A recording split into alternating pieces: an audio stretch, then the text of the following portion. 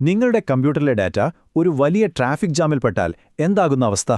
കമ്പ്യൂട്ടിംഗിലെ ഇങ്ങനെയൊരു വലിയ പ്രശ്നത്തിന് നമ്മൾ ദിവസവും കാണുന്ന ഒരു സാധാരണ എലിവേറ്ററിൽ നിന്ന് പ്രചോദനം ഉൾക്കൊണ്ട ഒരു കിടിലൻ പരിഹാരം എങ്ങനെ വന്നുവെന്ന് നമുക്ക് നോക്കാം. ഓക്കേ, അപ്പോൾ നമുക്ക് നേരെ കാര്യത്തിലേക്ക് കടക്കാം. ഈ പ്രശ്നം എവിടെ നിന്നാണ് തുടങ്ങുന്നതെന്ന് ആദ്യം മനസ്സിലാക്കണം. പഴയതരം ഹാർഡ് ഡിസ്ക് ഡ്രൈവുകൾ, അതായത് HDDകൾക്കുള്ളിൽ ഒരുതരം ട്രാഫിക് ജാം ഉണ്ടാകുന്നത് എന്തുകൊണ്ടാണ്? അപ്പോൾ ഈ ഒരു സൊല്യൂഷനിലേക്ക് പോകുന്നതിന് മുൻപ് നമ്മൾ ആദ്യം പ്രശ്നം എന്താണെന്ന് ശരിക്കും മനസ്സിലാക്കണം, അല്ലേ?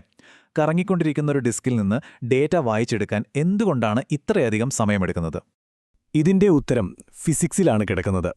നമ്മുടെ റാം പോലെയല്ല, ഒരു ഹാർഡ് ഡ്രൈവിന് ചലിക്കുന്ന ഭാഗങ്ങളുണ്ട്. അതിന്റെ റീഡ് റൈറ്റ് ആം ഡാറ്റ ഇരിക്കുന്ന ശരിയായ സ്ഥലത്തേക്ക് നീങ്ങാനെടുക്കുന്ന സമയമില്ലേ, അതാണ് ഇവിടുത്തെ പ്രധാന വില്ലൻ. അതാണ് ഏറ്റവും വലിയ ബോട്ടിൽ നെക്ക്. അപ്പോൾ ഇങ്ങനെ ഒരുപാട് ഡാറ്റ റിക്വസ്റ്റുകൾ ഒന്നിനു പുറകെ ഒന്നായി വരുമ്പോൾ ഇത് കൈകാര്യം ചെയ്യാനുള്ള ഏറ്റവും എളുപ്പമുള്ള വഴി എന്തായിരിക്കും? ശരിക്കും ഒരു ബാങ്കിലെ ക്യൂ പോലെ തന്നെ. ആദ്യം വന്നയാൾക്ക് ആദ്യത്തെ സേവനം.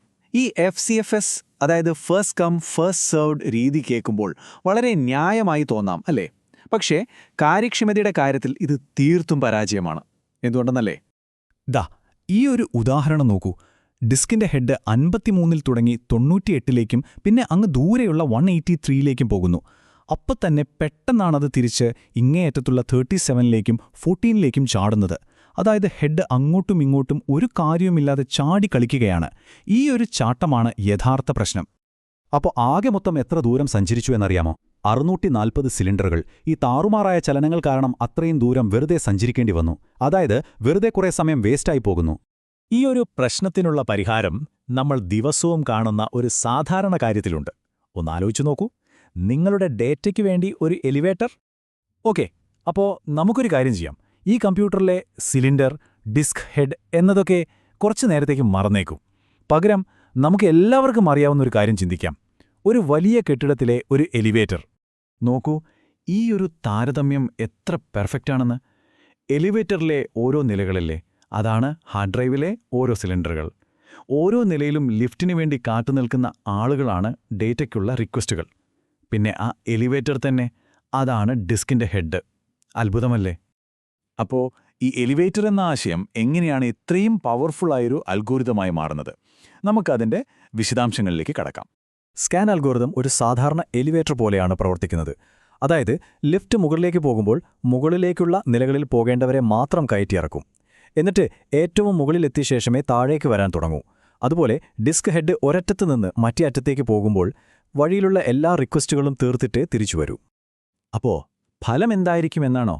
ശരിക്കും ഞെട്ടിക്കുന്നതാണ്. ഓർക്കുന്നുണ്ടോ നേരത്തെ 640 സിലിണ്ടറുകൾ സഞ്ചരിക്കേണ്ടി വന്നത്? ഈ സ്കാൻ ആൽഗോരിതം ഉപയോഗിച്ചപ്പോൾ ഇപ്പോൾ അത് വെറും 236 കുറഞ്ഞു. അതായത് 60% കൂടുതൽ മെച്ചപ്പെട്ടു. അപ്പോൾ ഈ കാര്യക്ഷമത കൂടിയതുകൊണ്ട് പ്രായോഗികമായി എന്ത് ഗുണമാണ് നമുക്ക് കിട്ടുന്നത്?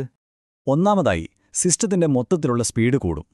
നമ്മൾ ഒരുപാട് കാര്യങ്ങൾ ഒരേ സമയം ചെയ്യുമ്പോൾ കമ്പ്യൂട്ടർ സ്ലോ ആകുന്നത് കണ്ടിട്ടില്ലേ? അതിനൊരു കാരണം ഈ പ്രശ്നമാണ്. എന്നാൽ ഈ അൽഗോരിതം ഉപയോഗിക്കുമ്പോൾ ഒരു റിക്വസ്റ്റിനും ഒരുപാട് നേരം കാത്തു നിൽക്കേണ്ടി വരില്ല. എല്ലാവർക്കും ന്യായമായ പരിഗണന കിട്ടും. ലിനക്സ് കേർണൽ ഡെവലപ്പ് ചെയ്തവർ തന്നെ ഇതിനെപ്പറ്റി പറയുന്നത് എന്താണെന്ന് നോക്കൂ. എലിവേറ്ററുകൾ പല നിലകളിലേക്ക് ഭ്രാന്തമായി ചാടിക്കളിക്കാറില്ല. പകരം ഒരു ദിശയിലേക്ക് വളരെ സ്മൂത്തായിട്ടാണ് നീങ്ങുന്നത്.